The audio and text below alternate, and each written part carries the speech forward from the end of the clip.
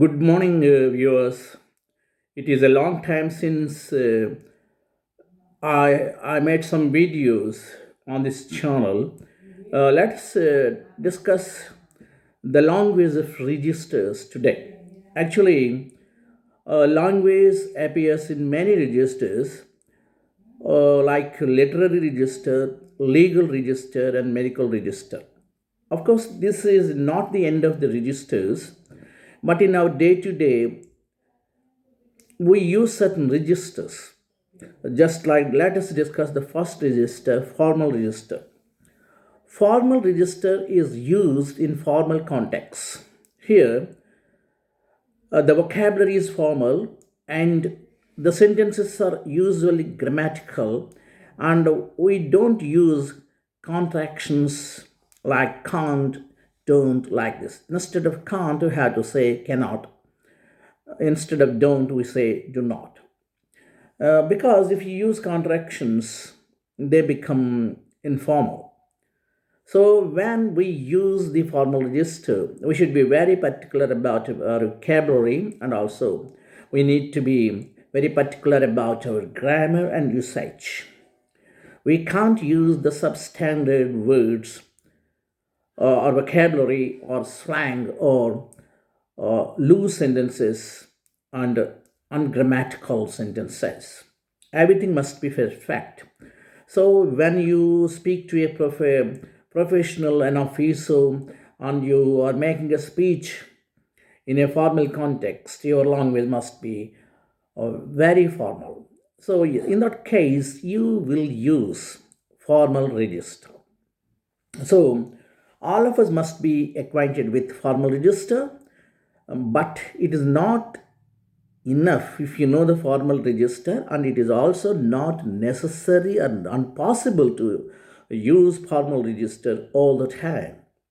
Suppose a professor of English uses formal register at university, but when he comes or she comes to his house or her house, he can't use the formal register at home because a professor of English may call his wife honey, not wife something else, because it is common practice among the Britishers to call a man, his wife, honey, or maybe my dear, like that. So these are called informal registers. In the informal registers, even the professor of English need not worry about grammatical correctness, or even he can't or need not use the correct sentences all the time. Sometimes there may be factional sentences, and sometimes maybe the construction may be loose and it may not be exactly grammatical. And so the professor can use all these things even at home, because home is a home for anyone, even for a professor of English. He needs to be intimate, he needs to be kind, or he needs to be very personal with his wife. It can't be very formal. He can't use the formal register at home. So that is the difference between formal and informal register. Even a professor of English speaks to his servant or his cook or his maid, or when he comes to a shopping mall or in a vegetable market or even a fish market, he has to use the informal register, but not his formal register, even though he is the professor of English. That is informal register. Then even casual register. Casual register is almost like informal register or intimate register, but the difference is when we deal with a particular subject, particular topic, we use the casual register. It may be about our home, it may be about general politics, or it may be about the advancement in science, or whatever it is. If the topic is limited, and we can use the casual register. Of course, it is not either very formal or it is not very informal or not intimate. It is just casual. It is limited to that particular point or topic only. That's why it's called casual register. Then let's talk about the frozen register. Frozen means it is almost frozen. There are not many changes. These type of registers are used in the temples, of course, in churches and in our religious places, because we can't change the vocabulary, we can't change the structures, we can't change anything. It is almost frozen. So we have to utter those sentences at that place.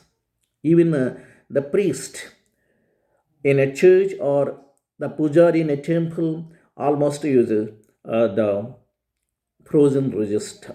It's not lively, it is just frozen. But it is a must for all of us if you go to a temple or if you go to a church. It is also so in the case of mosque. All these at the all religious places, the register is frozen. Okay, next, consultative register. Consultative register is used when somebody is giving you advice. In that case, you need to be more polite. You need to be very particular about your language, and you can't use slang or informal discourse or informal register at that point. You need not be very formal, but you can't be very informal either. You need to be a bit cautious about the register. This is consultative because you are consultating somebody who is giving you advice. So you should be need to be more polite. You have to give respect that person. You have to use thank you. That's kind of you, and so on and so forth. You should give the impression that you are giving respect to that person. In life, all of us use all these registers so that our English or our language sounds natural, and you are considered an efficient user of the language. It's not enough if you use same language or same register all the time, because language is not static, language is not dead, language is not just something which cannot change, it is living. So you have to use all these registers